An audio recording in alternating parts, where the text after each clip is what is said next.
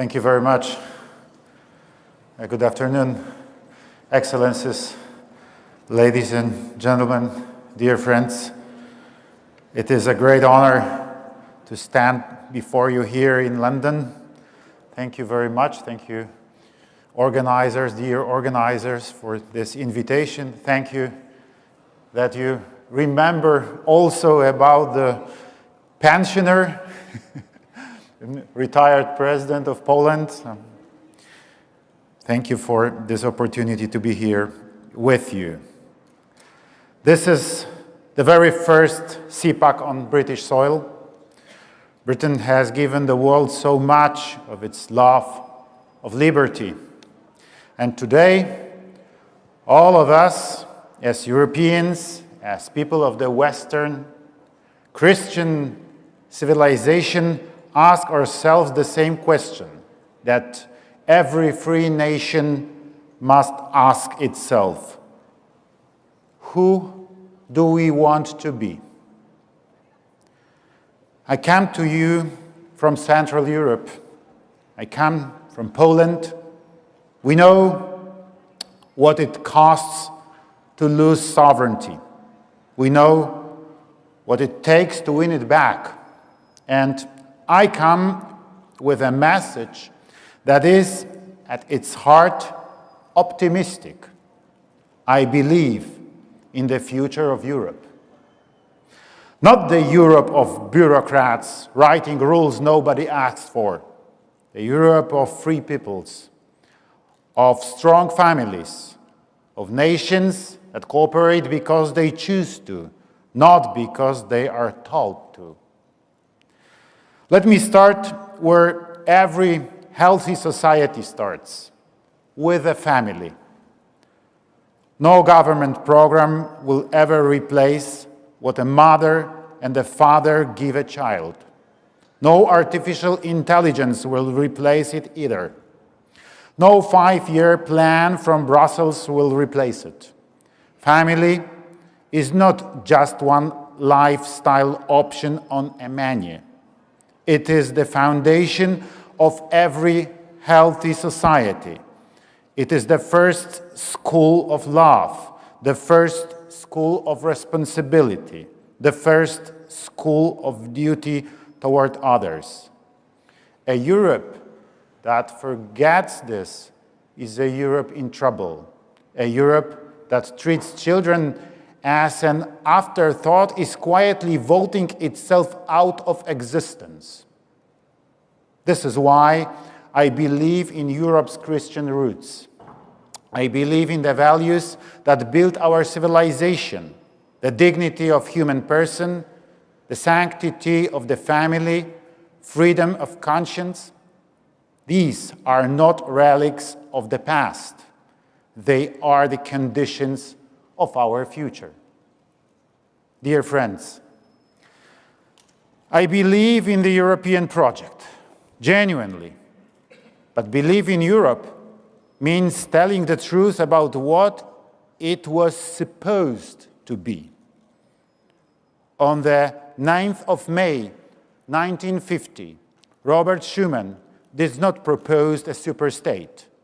He proposed something much simpler, pooling coal and steel production between France and Germany.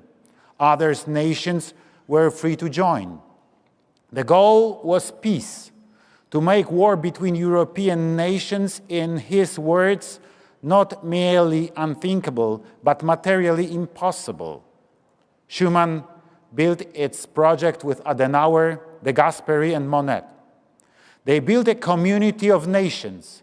They did not build a machine for dissolving nations.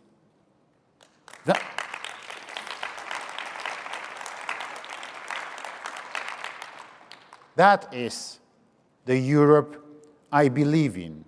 That is the Europe I want back, a union that does what only a union can do well, and a union that leaves everything else, culture, family policy, education, national identity, where it belongs, with the nations and with the people themselves. This brings me to a subject close to my heart. I know it's close to many of yours too. The push to turn the European Union into a federal superstate. I reject that vision, not out of nostalgia, for hard, practical reasons. First, the democratic deficit. A federal Europe would move power into institutions citizens cannot vote out.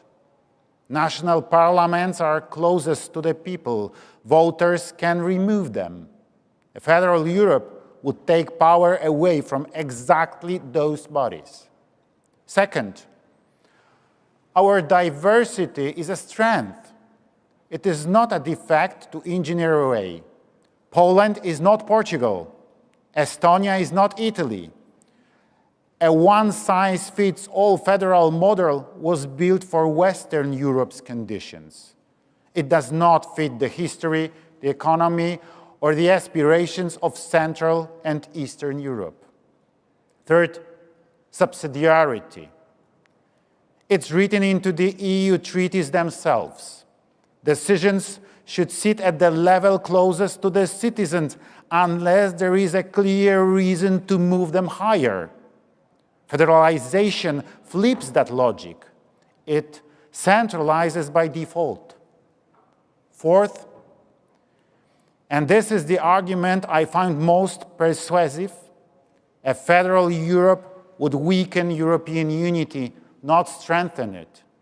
Forcing convergence where there is no real consensus does not build solidarity. It builds resentment. And resentment is exactly what fuels the anti-European sentiment federalists claim to fear. I want a European Union that is a community of free, independent, sovereign, and equal nation states. We cooperate where cooperation makes us stronger, in a single market, in defense, in energy security, and we stay sovereign everywhere else. Here is something more Western observers should notice. The most dynamic part of the European Union today is Central Europe, my part of Europe. For over a decade, Poland's economy and our neighbors' economies have grown faster than the EU average. We rebuilt our infrastructure, we modernized our industry, and we did it without losing our identity, our attachment to family, faith, and nation. Central Europe is not the periphery of European project anymore. It is becoming its engine. Nowhere is that clearer than in the Three Seas initiative. Poland and Croatia founded it together in 2015. I have championed it ever since. I consider it one of the most promising political and economic projects in our continent. 13 EU member states, about 120 million Europeans, stretching from the Baltic to the Adriatic to the Black Sea, working together to build what history denied us: north-south connections in transport, digital infrastructure, and energy.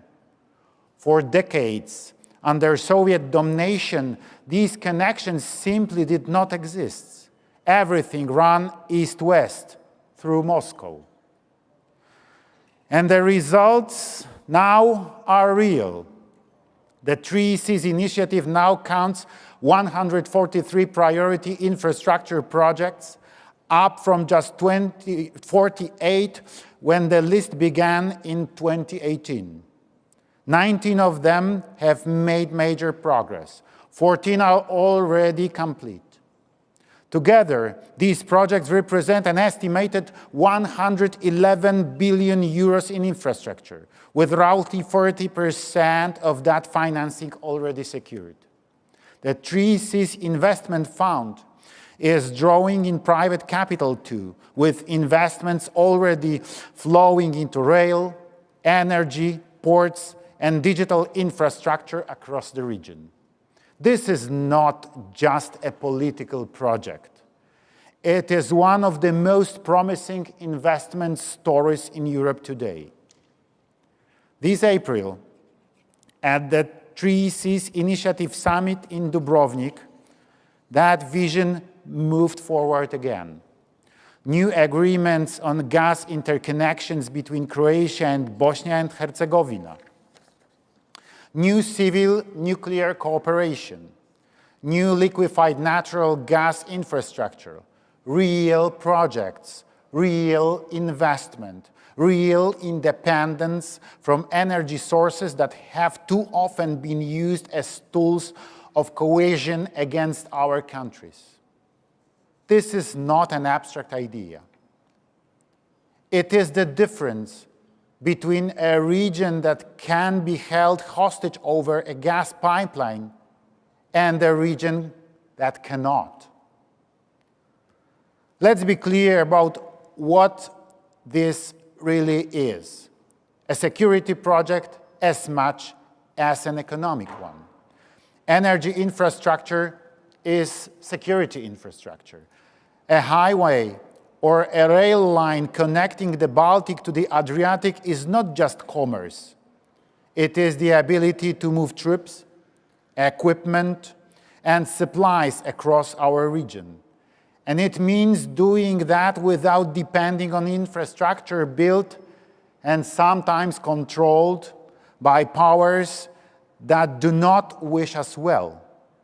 We have watched Russia's full-scale invasion of Ukraine unfold since 2022. This is not theory. This is the daily work of keeping our nations safe. And now, distinguished guests of the conference, now I would like to clearly emphasize one more point. I know it resonates in this room. None of this works without the United States. America has been a strategic partner of the Three Seas Initiative from its early years. That partnership has only grown. At this year's Dubrovnik summit, the United States announced new energy and nuclear cooperation with Croatia and Slovakia. It backed new cross-border gas infrastructure. It committed to further investment in the region's energy independence. This is the Euro-Atlantic relationship working exactly as it should. Not a lecture from one side to the other. A genuine partnership between free nations, nations that understand our prosperity and our security are shared. And that brings me to my final point, the most important one. Europe does not need to choose between being European and being close to America. That is a false choice. It was invented by people who never much liked either one. The countries of Central Europe know this in our bonds. We remember who stood with us. We remember who did not. A modern, competitive European economy needs the Euro-Atlantic bond. It needs it to compete with China. It needs it to secure its own energy. It needs it to defend itself. And we don't need its bond in spite of our sovereignty. We need it because of our sovereignty. Free nations trading freely, defending each other honestly, investing in one another's future. That is not the end of the West. That is the West doing what it has always done best. So let me leave you with this. I believe in a Europe of strong families and enduring faith. I believe in a union that returns to the founders' purpose, cooperation among sovereign nations, not the erasure of nations. I believe Central Europe and the Three Seas Initiative, above all, represent the most hopeful chapter of the European story being written today. And I believe that story is written best with America as our partner, not as our alternative. That is the Europe worth fighting for. Thank you very much.